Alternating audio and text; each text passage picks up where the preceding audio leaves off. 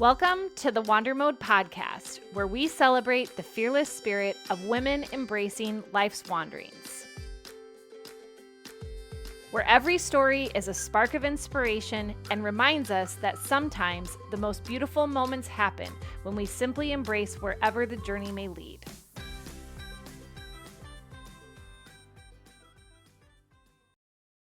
If you are a parent, or if you are in any child's life, really, this is an episode that you definitely need to listen to. I talked with Lisa Reichelt, who is one of the founders of Champion Your Parenting. And she is a parent coach. And it wasn't until the end of the conversation that we had a conversation around athletes. And what do the best athletes do? They have coaches and they have physical therapists and they have yoga teachers and they have people that specialize in different aspects of their sport in order to be able to help them improve, right? But when it comes to our parenting, and perhaps the thing that we care about the most is our family, do we ever hire coaches for ourselves to be the absolute best parent or guardian of these beings that are in our care? No, we do not. And even if you're sitting here listening to this and thinking, I don't have the time for a parenting coach, or I don't have the money for a parenting coach, that is okay. And you will have some very serious takeaways from this episode just in talking about how to establish boundaries, how to set values as a family, how to maybe think about things differently in the way that you approach discipline with your kids. And at the end of the day, walk away from this episode, maybe making some small changes that get you a little closer to the relationship that you want with the kid or kids that are in your care. Hi, Lisa. Thank you so much for being on the podcast today. Thank you for having me. I'm very excited to chat with you. We are chatting today about parenting and the good and the bad and the ugly sometimes that can come from that. And one of the reasons I'm most excited about this conversation is I feel like we all want to do the best that we possibly can do and be the best parent that we can be. But at the same time, it's like there's so many different boats that people fall in of what they think is the right way to parent. That's so true. In fact, if you ask people, they don't even want to be a mediocre parent. Nobody thinks, oh, I'm just going to do the best I can. Mm-hmm. Everybody really wants to be the best parent possible. Since we all want to be the best parents that we possibly can be, what are the pitfalls of getting ourselves stuck in like, I have to be this kind of parent, or I have to do this differently than my parents did? Because we've all been parented, right? Even if you don't have kids, we've all had experience with parents.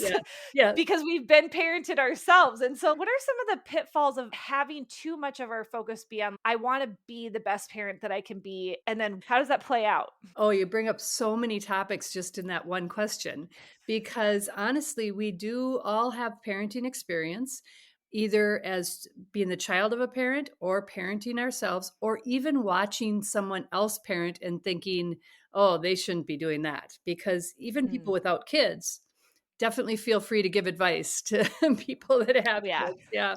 But I think it's important for us to remember, each of us as we're parenting, that we bring with our parenting our experience. And so, especially in a situation where you and your partner come from very diverse families, and now you're trying to collaborate and parent together, that's a huge ask to be able to meld your two parenting styles and then be effective as a unit with your kids. So I guess a short answer to your question would be really take into account the history that you both have and the philosophy and the approach that you each take because of your background, whether it be, I want to parent just like my parents did, or I want to parent exactly the opposite of how my parents did, because both of those philosophies come up. But you really need to have that conversation with your partner and get on the same page together. I love that you bring that up too, because to your point, when you're parenting with somebody else and you are bringing those unique perspectives to the table, you're never going to be able to fully mimic what it is that you personally had or how you even personally want to parent, because that other person is always bringing something slightly different to the table, whether they intend to or not. So no matter what, you're never going to be able to replicate, like, oh wow, I really admire that parent, I'm going to parent exactly how she did, or like you said, I'm going to be exactly like my mom, Mhm. because that's not actually possible, especially if you are parenting with another partner who is actively in the picture. Is that no matter what, that shifts the dynamics a little bit.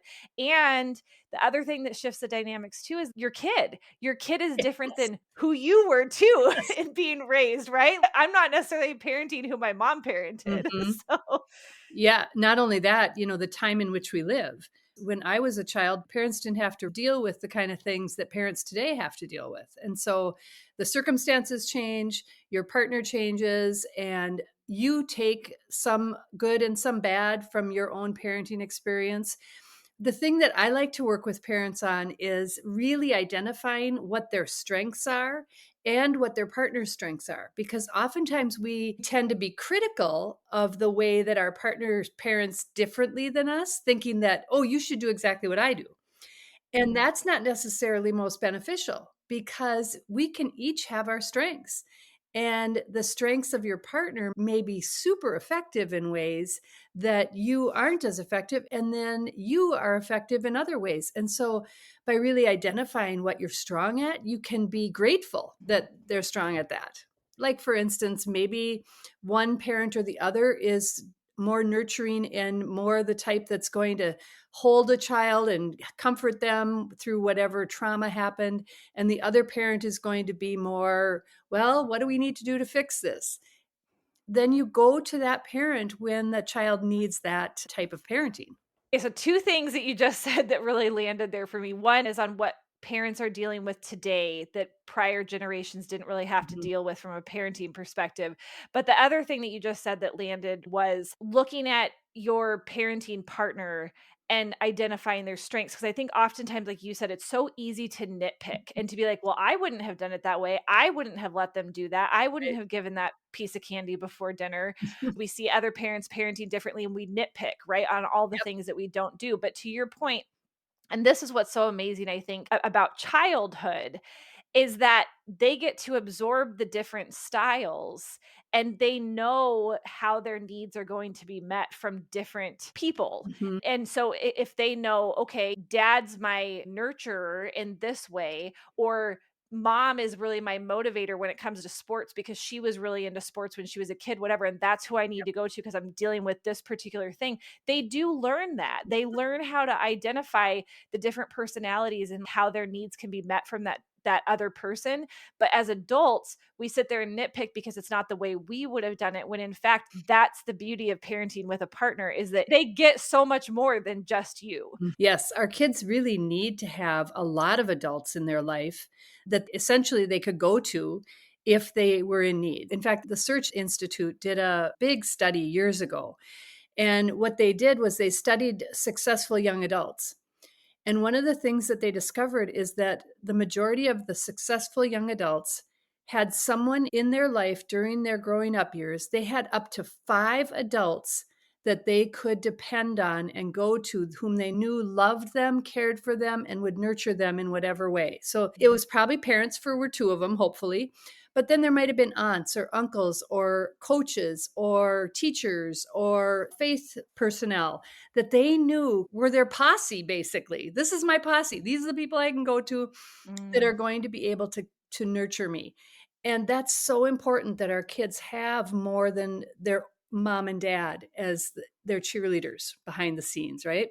And I think too, in living in the United States, we don't operate as much as a village Mhm. anymore, right? Like a community of people that are collectively raising Yes. children Yes. together in really small, tight knit neighborhoods and things like that. Maybe you'll see a little bit of that, or families that choose to live on the same property, just in different houses or whatever. But we've gone away from that societally here in the United States. And so I'm curious, as you talk about how important that is, what are some challenges that we see when we don't build that community of a lot lot of parent role models in our kids' lives, but also what are some of the other challenges that we're dealing with as parents of young kids or teenagers that are still in our house right now that prior generations maybe didn't have to struggle as much with? Yeah, that's a great question. And I think that everybody that's listening is probably thinking that in addition to what you just said, they want to know what about all this technology that we have to deal with? And that's a huge parenting issue because there are many different philosophies about how much technology to allow your kids exposure to and what it's doing to our children, our young adults, all of that. That could be a whole nother podcast. Mm, What I'm seeing and what my take on this is really, like you said, we're not raising our families in a village where there's this neighborhood. I knew that the neighbor moms were going to let my mom know if I was screwing up down on their block, right? That doesn't happen so much anymore. But what does happen is that our kids are in a situation where their lives are on display 24/7 because of all the social media that they can be exposed to and that they can be participating in. And I think the biggest challenge for parents in this day and age of raising their kids is to give their kids a feeling of safety, security, and connection that will sustain them. So, for instance, if you hearken back to the day before social media, before all that stuff, kids who had trouble at school knew at least when they got home that was a safe, secure place that if there were kids bugging them at school, they couldn't get them when they were at home, right? sure. Well, that's not so true anymore for any age kid. And they bring it home and they know that it's also coming home with them if they're on their phone or on their computer, whatever.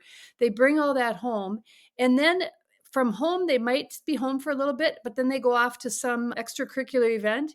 And that could be another cause for their life to be on display. And so I think what we're really needing to focus on is how do we provide our kids that sense of belonging, security, authenticity. Like the kids authentically are needed as part of the family. Like I think about way back to maybe growing up on a farm, right?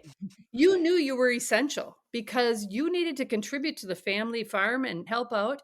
So you had a role to play in the family. And I think we've gotten away from that. And I think it's a detriment because all of us need to feel like we belong. And sometimes that feeling of belonging means that you have to give of yourself and participate in the betterment of whatever it is you belong to, right? I don't know if you've Mm, ever volunteered for something and you got there and they didn't have a job for you. yes. It feels Yes. like, well, God, what a waste of my time. And our kids have that same need. They need to feel like they're essential to our family.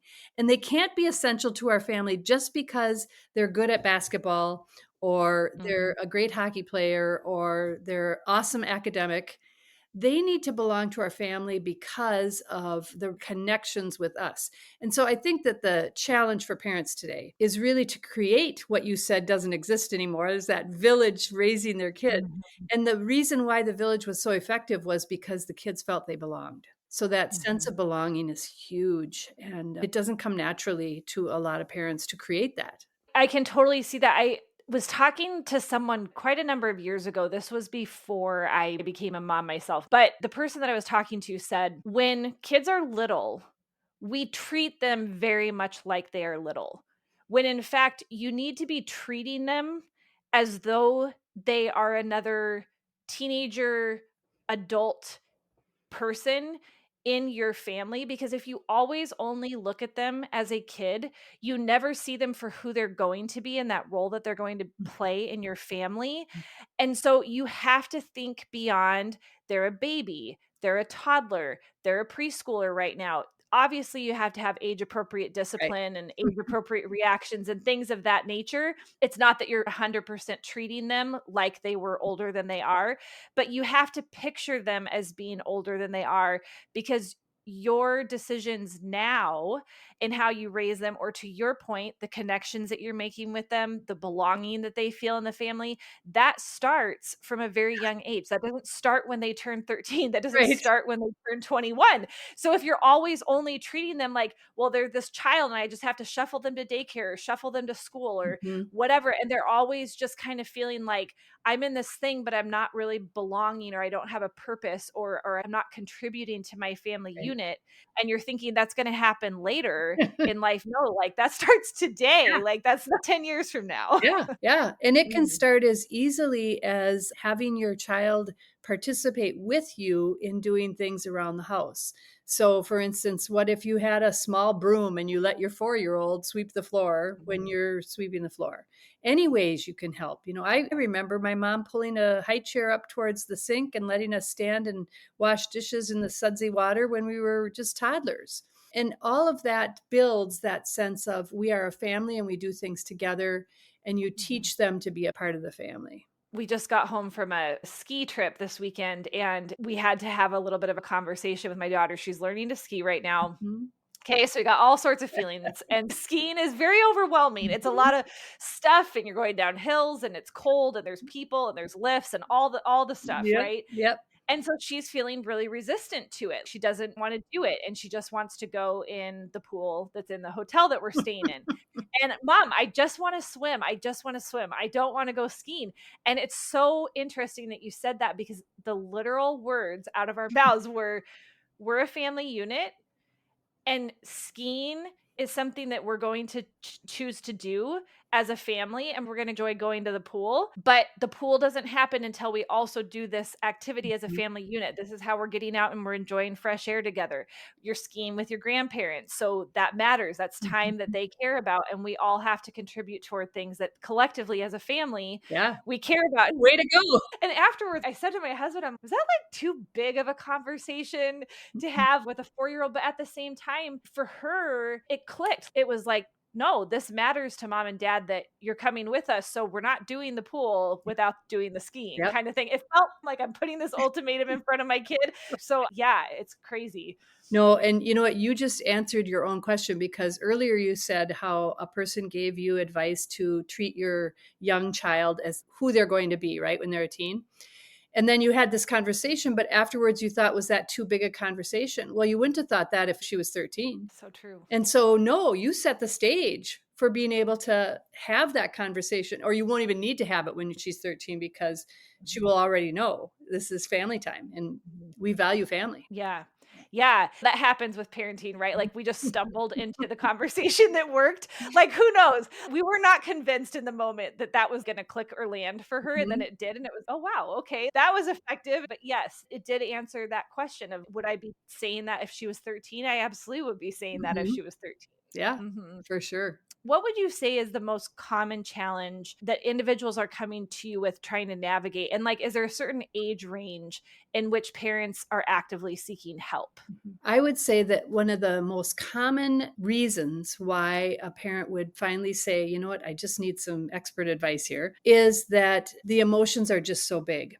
And whether it's a 3-year-old to a 10-year-old, and parents can't seem to find a way to help their child to deal with their big emotions. And then it becomes this uncomfortableness at home because the emotions are ruling. Basically, you've got this child who runs the house because no one knows what kind of emotions are going to happen when he or she walks in the room. And that happens again in the teen years, oftentimes, just because of the angst of teens, is that the emotions oftentimes are so intense that the parents can't be in the same room with the teen because it's like walking on eggshells. And so I think that technology and rules and boundaries and all that stuff, yes, they're out there. But the thing that becomes the focal point is how do I deal with the emotions around it? Because there's emotions around limiting your teen's screen time. There's emotions around a 4-year-old who won't get ready for school and sits on the floor and throws a temper tantrum. So it's more about the fact that I, as a parent, don't know how to parent through these emotions to make our family life more peaceful and to make parenting more joyful. One of the things I love to do is to help parents find that joy again in parenting because it should be a joy. Bringing a child into the world and then watching them become a wonderful adult is the greatest joy in my life. And so I know that all parents have a hope for in the future, I'm going to have this wonderful adult relationship with my kiddo, right?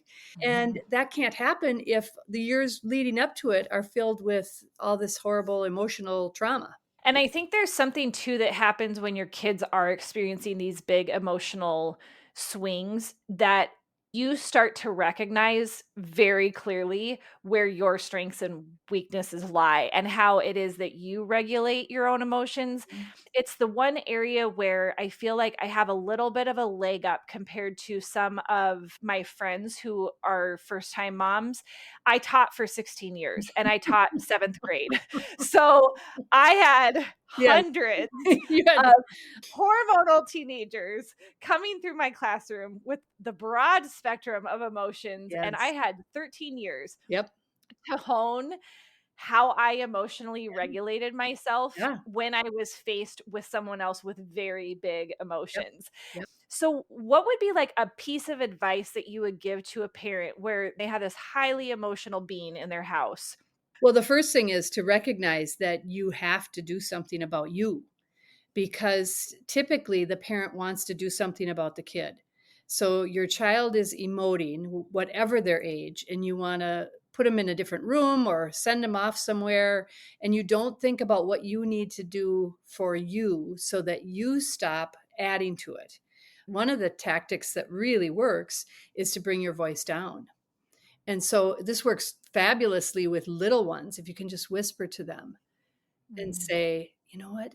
It seems like you're really upset right now. How can I help you? And it just diffuses things. It's amazing. But it also works with teens.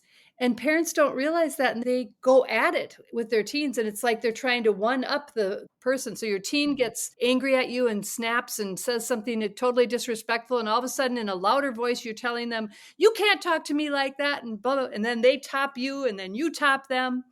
But if you come back with the whisper voice, and sometimes just that thought of thinking, I have to use a softer voice helps to diffuse the anger that you're feeling. Because, yes, it makes you angry when your child is disrespectful. I will never forget what I thought was my worst parenting moment in my whole life when I lost my cool with my 18-year-old son. Not that I only lost my cool once, but this was one big one. And if someone had been able to help me to just come back at him with a whisper voice, I wouldn't have been able to lose my cool. I wouldn't have been mm, able to bring that energy into it and it would have calmed me down.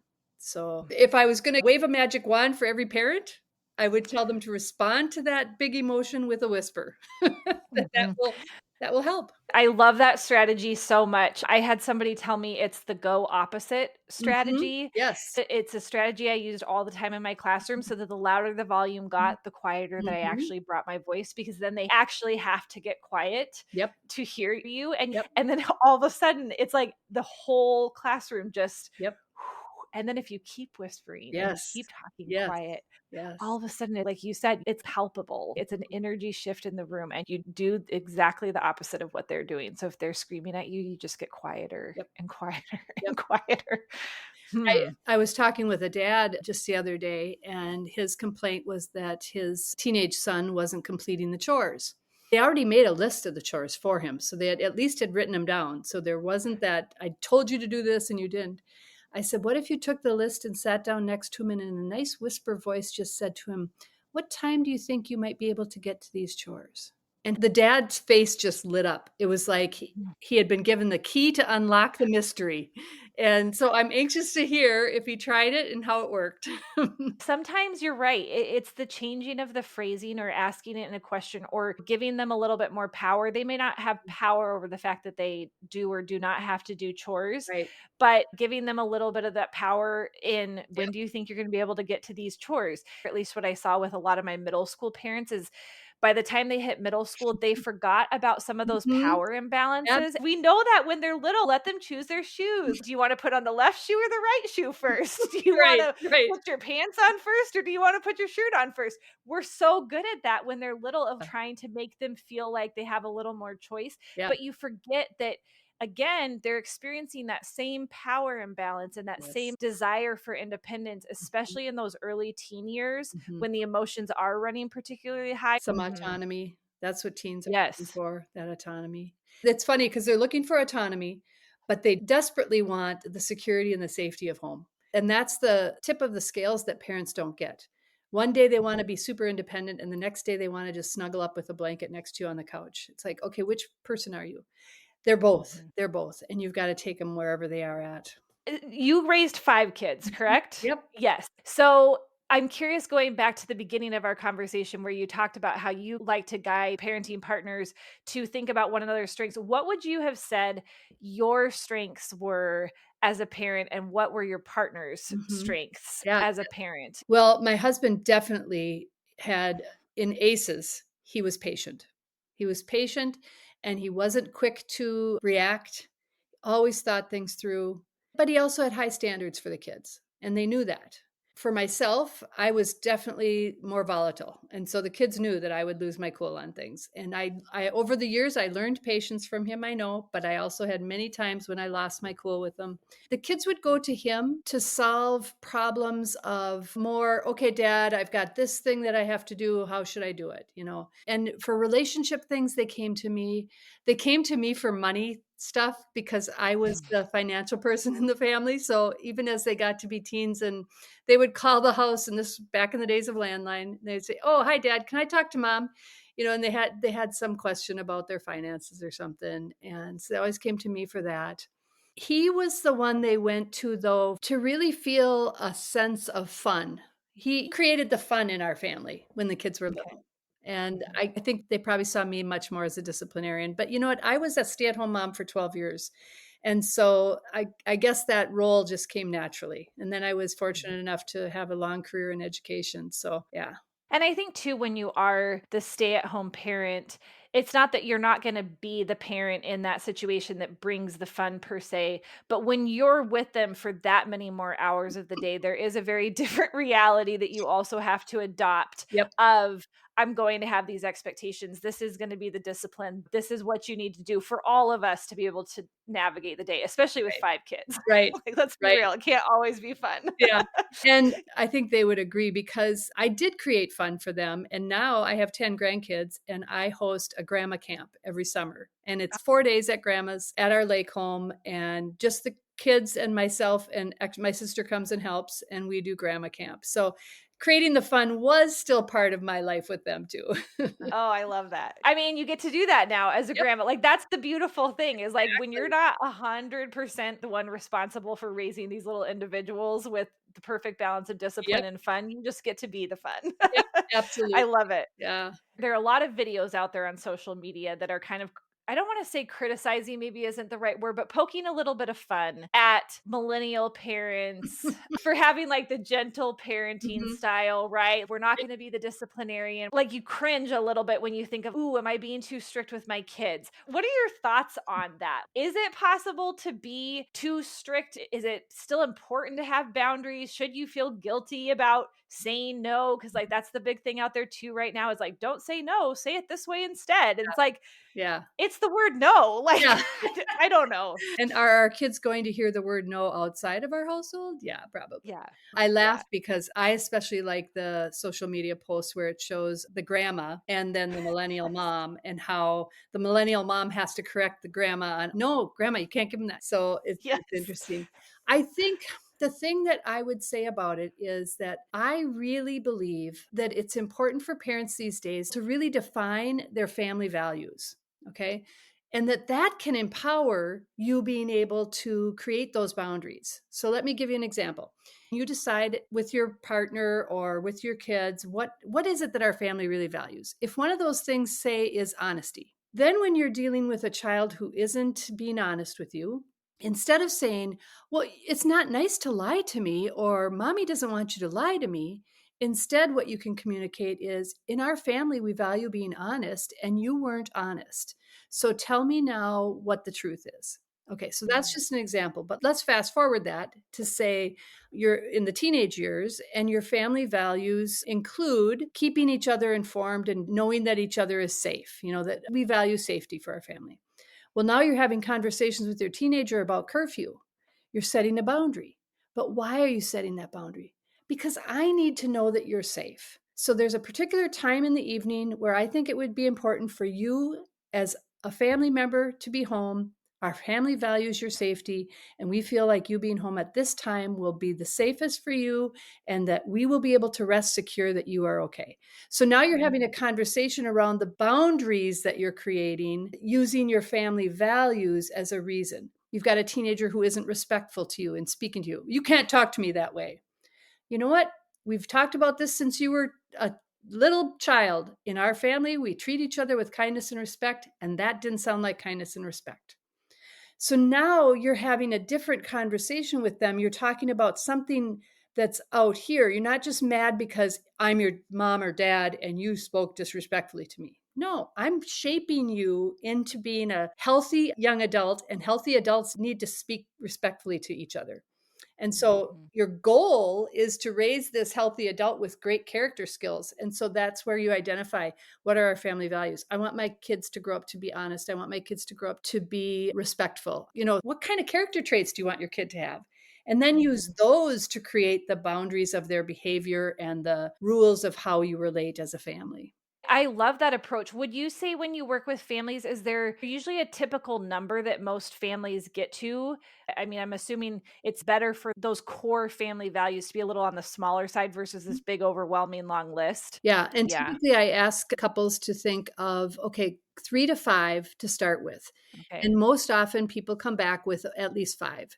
But the amazing thing about this is that the conversation that the partners have with one another is wonderful, because they, in the past, have probably just assumed they both agreed.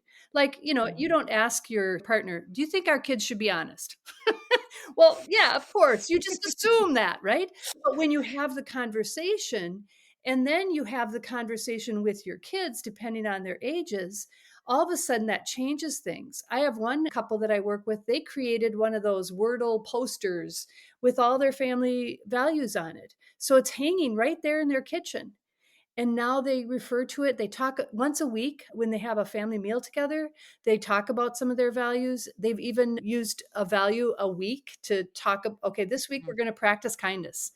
And every day when we get together at dinner time, we're going to just talk about how we experienced kindness today. Who is kind to us? Who are we kind to? It can Mhm. be so powerful. Yeah. Mhm. We overcomplicate parenting. And so when you do identify something like 3 to 5 values, Hmm. you're really honing in truly on what really matters Hmm. at its absolute core in your family, whatever that thing is. And then, funny enough, when you identify those things, there's so many other things then that in some ways you don't necessarily have to address because they harken back Yes. to whatever that value is. So you don't have to have a conversation about honesty and telling secrets and gossiping and all these things. Not that those will never come up as topics of conversation, but if everything kind of comes back to we're going to be honest with each Hmm. other, then that by nature is you're then not keeping a secret from mom Yeah. that you snuck out last night in the middle of the night Right. because that's not honest, Right. right? So like it Right. simplifies some of those Yeah. conversations versus it being like, great, now there's 50 table topics that I have to cover with my kid Yes. about Yes. Yes. we have these values, you Yes. know? Yes. And then the conversation about a teen who sneaks out at night, all of a sudden you have that conversation around, "Oh, I'm so disappointed because our family has always valued honesty, and Mm, your sneaking out wasn't honest, and also our family value is trust. How am I mhm, gonna trust you?" So now, instead of just, "Mom's mad at me," there's a bigger issue looming for a teenager, especially one that's been brought up with those family values as part of their regular conversation. They are realizing that it makes the teen have to take it on as a personal affront, because I didn't just do something that made mom mad. I did something that demonstrated that I lack trust and I lack honesty as a character trait. And that's a mhm, bigger thing. You know what I mean? You get mhm, at that mhm. interior motivation that way. And then to your point, if your child feels a sense of belonging within the family unit, and now they've violated these core values that you have to demonstrate in order to belong Yes. in some ways Yeah. to the family unit. Not that you're not going to have forgiveness or things like Right. that, but we Yeah. all belong in here. And Yeah. this is what we expect from those individuals that belong in our family. Mhm. So then you don't want to go against those values because then you're separating yourself and you're removing yourself from a situation of belonging. Right. You're putting yourself over here while Yes. everybody else is sitting over Right. here. right. Mm. Yeah. Wow. It's like I say so many times, these podcasts go so fast. So before we stop recording, though, I want to hear about your process in general for working with families, because I know that sometimes it can be a little intimidating to say, well, one, I need somebody from the outside to come in and help me have some clarity around how to have the relationship with my kids that I want. Yeah. Like, I think sometimes we're a little prideful. Yes, And so that's absolutely. hard to say out loud. So I'm curious what your process is when you work with families to maybe ease some of those fears of I'm not bringing someone in to fix my family or fix me, but rather help me see the parent that I can be, I guess. Yeah, absolutely. That's exactly why we call our company Champion Your Parenting. We want to help you develop into becoming a champion. Find your strengths. So, the process really for starting to work with us is we offer a free 45-minute session as a beginning because, like you say, people aren't familiar with parent coaching. I like to compare it to hiring a personal trainer. You don't fix your physical fitness by going to the gym 2 or 3 times. And we can help make a transformation in your family, but we need a commitment. We need a Mm, commitment over time for you to really give your all to making things better because it's not a band aid to just say, okay, one piece of advice is going to make our family work. So after that free 45, then they can find out what the different packages are that are available and see if working with us would be something that would help to transform things in their family. The other mm, thing I like to oftentimes say to people is when you have a friend that says to you, "Hey, I just hired a personal trainer." You think, "Oh, that's so great. You're going to get yourself in good shape. You must value your health and your fitness." If that same friend says, "I just hired a parent coach," you think, "Oh, what's wrong at your family?" And I mm. want to change that. I want people to say, good for you. You're going to make sure that your family is functioning at the highest possible level and that you are being the best parent you can possibly be. Because everyone you ask, what's the most important thing in your life? It's your family.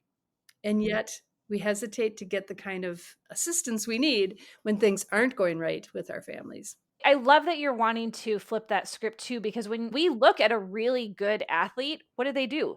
They hire physical therapists, Yep. personal trainers, Yep. they have really good coaches, they have this Mhm. person who's helping them with this.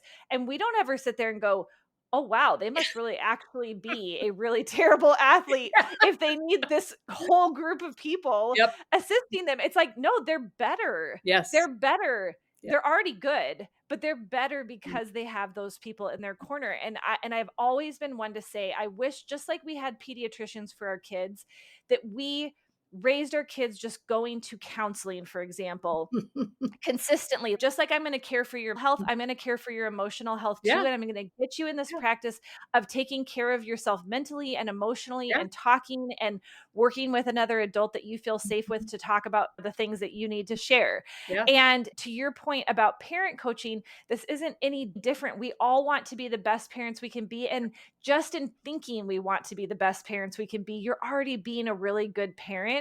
So let's make that good even better Right. by having someone else who can come in from the outside and see things and really get you to those goals of I'm a good parent and now I really truly am doing and taking the steps that I need to be the best parent. Right, right. Yeah. It's such a confidence builder, and I think Mhm. that's what as you mentioned all the top athletes, having all those coaches just builds their confidence that they're doing the right thing, and the Mhm. same thing with parent coaching. Our goal is to find your strengths, help you build on your strengths, and help grow your confidence, and none of those things are wrong or bad or anything. No. So let's make it happen. Yeah. Mhm. Mhm. Oh, so where can people find you, Lisa? So our website is championyourparenting.com and you can find out all about us there. If you're interested in a free 45-minute section with one of us, just championyourparenting.com/meet and I'd be happy to talk with anybody. Okay. Lovely. Thank you so much for being on today. Oh, thanks for having me, Julie. It was wonderful. Thanks for wandering with me today. If you were inspired by this episode and think it would ignite a spark in a friend, don't hesitate to share.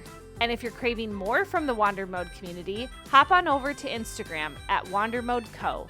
Meet you in the next episode, and until then, wander on.